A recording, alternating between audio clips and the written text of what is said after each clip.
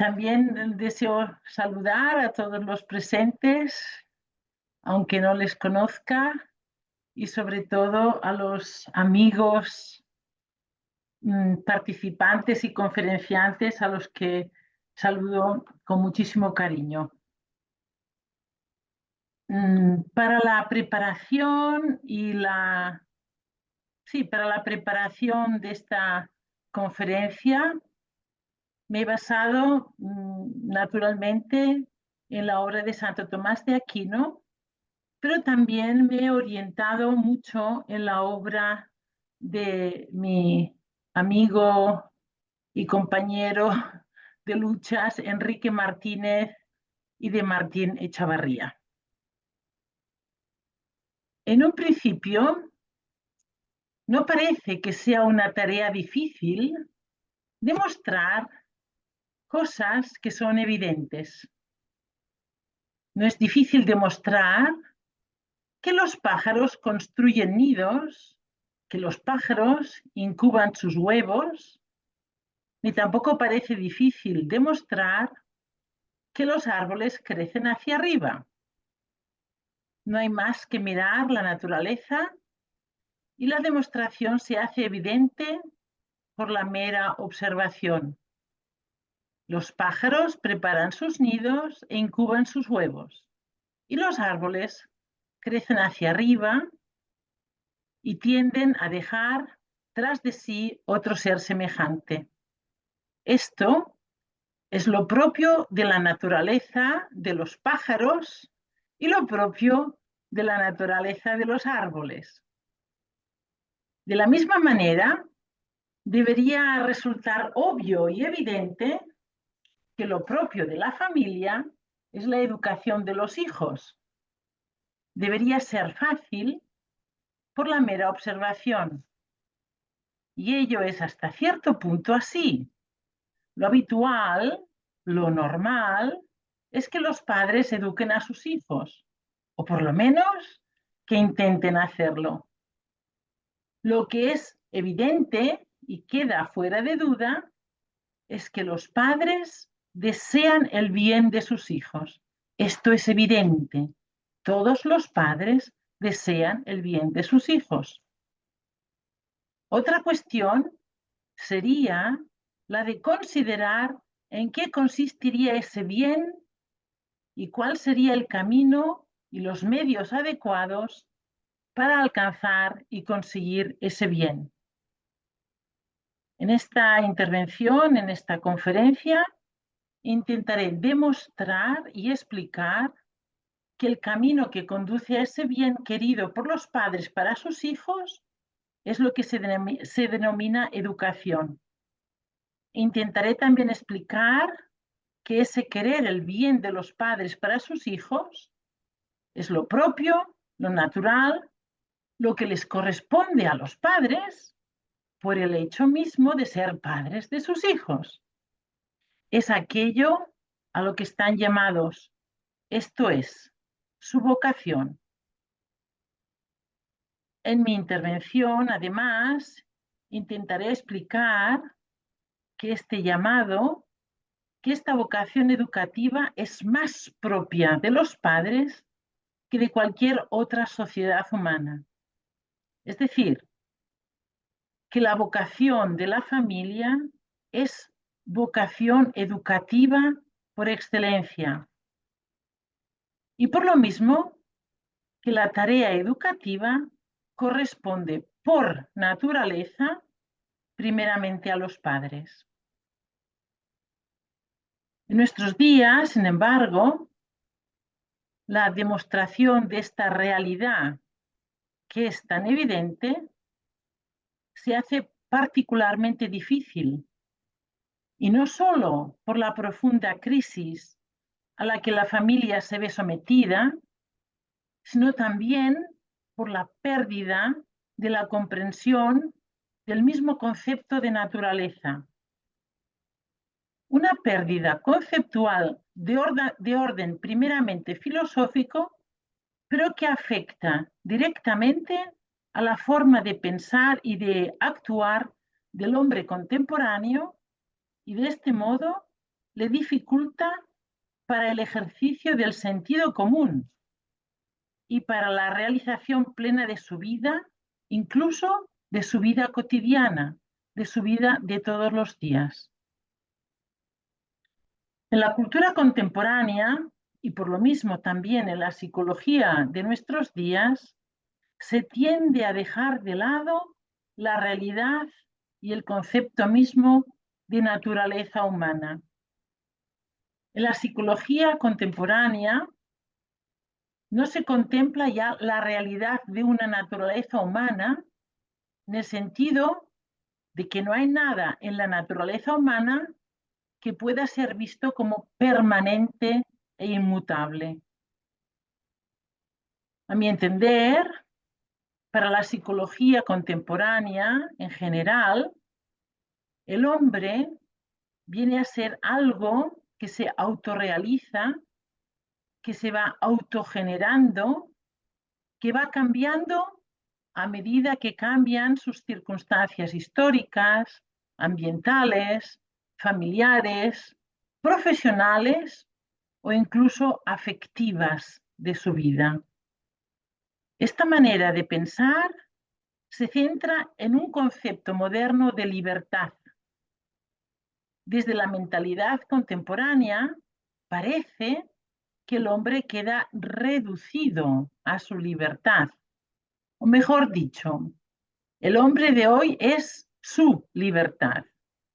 Libertad entendida sobre todo como espontaneidad, pero una espontaneidad más bien negativa, en tanto que se entiende una libertad espontánea como reacción a unas circunstancias externas. Desde esta concepción de la libertad, la vida del hombre, la vida del ser humano, no puede entenderse más que como un proceso en el que van intercambiándose o superponiéndose distintas fases. Fases que no tienen por qué estar relacionadas entre sí, ni mucho menos, ni tan siquiera ser fruto o consecuencia de una relación básicamente causal. Cuando esa espontaneidad libre todo lo puede, entonces la inclinación natural queda en entredicho, queda cuestionada y por lo mismo también queda en entredicho y queda cuestionado la comprensión de lo que significa el camino del crecimiento de la personalidad. Con ello, queda también cuestionado el mismo edificio y la tarea educativos, especialmente por lo que se refiere a la educación cristiana, tanto en la vida familiar como en la vida escolar y social. Desde un punto de vista educativo, bajo esa espontaneidad libre, bajo esa así llamada primacía de la voluntad, que todo lo puede, queda planteada una cuestión de gran importancia. Cuando la voluntad individual se convierte en el principal elemento de la educación, entonces el bien, aquello hacia lo que mi voluntad tiende por naturaleza, ya no es el bien objetivo, el bien que corresponde a la naturaleza del ser humano, sino que ese bien objetivo pasa a ser aquello que yo quiero en este momento, lo que me apetece en este momento. Pero veamos lo que enseña Santo Tomás acerca del bien. Santo Tomás de Aquino enseña que como quiera que el bien es lo que todos quieren, es lo que todos apetecen, y esto tiene razón de fin, resulta evidente que el bien tiene razón de fin.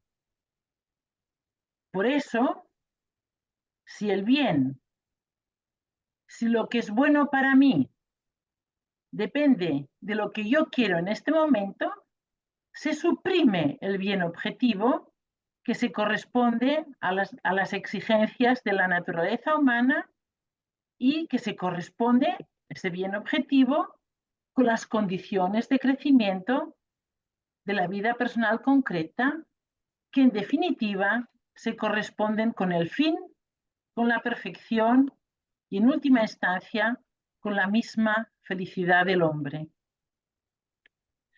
Detengámonos un momento en este punto porque me parece que entenderlo es importante. Recurro de nuevo a Santo Tomás. Todas las cosas naturales, dice Santo Tomás, están inclinadas hacia lo que les es conveniente y tienen en sí mismas un principio de inclinación en razón del cual su inclinación es natural, de modo que ellas mismas caminan hacia ese fin natural y no solo son llevadas a sus fines debidos, sino que ellas mismas caminan hacia su fin natural. Y aquello a lo que todas las cosas están inclinadas por naturaleza es el bien. Es más, todas las realidades apetecen el bien, no solo las que tienen conocimiento, sino también las que están privadas de conocimiento. Por eso, cuando en la modernidad, en nuestra época de la posverdad, se cancela el bien objetivo, cuando se niega la realidad de un bien objetivo de acuerdo con la misma naturaleza humana, se cancela el mismo fin natural de la vida humana. Se cancela la misma inclinación natural del hombre hacia un bien connatural, trascendente y proporcionado a la naturaleza humana. Sigamos escuchando al Santo Doctor. Una cosa natural, dice Santo Tomás de Aquino, no solo tiene inclinación natural con respecto al propio bien, para conseguirlo si no lo tiene y para descansar en él si lo posee, sino para difundir el propio bien en otros en la medida de lo posible. Qué bonito es esto. Una cosa natural no solo tiene inclinación natural con respecto al propio bien, para conseguirlo, si no lo tiene, y para descansar, disfrutar en él cuando lo posee, sino que además lo que quiere es difundir el propio bien en otros en la medida de lo posible, la difusión del bien. Esta afirmación, esta enseñanza de Santo Tomás es de importancia capital para comprender la auténtica dinámica propia del crecimiento personal del ser humano de acuerdo con la inclinación de la naturaleza. Lo que es propio del ser humano y por lo mismo lo que realmente le satisface, lo que verdaderamente le hace feliz, es poseer el bien para comunicarlo, para participarlo a sus semejantes. En este sentido, lo que corresponde verdaderamente al ser humano es, además de su deseo y la consecuente posesión del bien, entonces digo que lo que verdaderamente corresponde al ser humano es la fecundidad en el bien, ser fecundos en el bien.